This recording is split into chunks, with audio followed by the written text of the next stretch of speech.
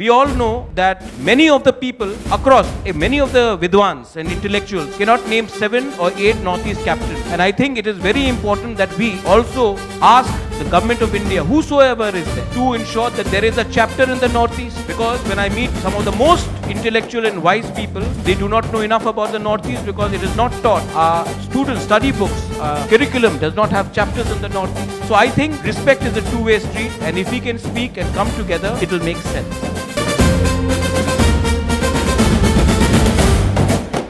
Today, I take this opportunity, first of all, to welcome our leaders from different states of the Northeast. We have with us our Maharaja of Tripura, Sri Pradyut Bikram Manikya, who is the founder of the Tripura Mortha Party. We also have with us Sri Monomo Kikon, who is the former BJP national spokesperson and a former minister of government of Nagaland. We also have on stage with us Mr. Vijay Rankol, who is the president of the Tripura Mortha. We also have with us Sri Daniel Langthasa, who is the founder of the People's Party in Assam.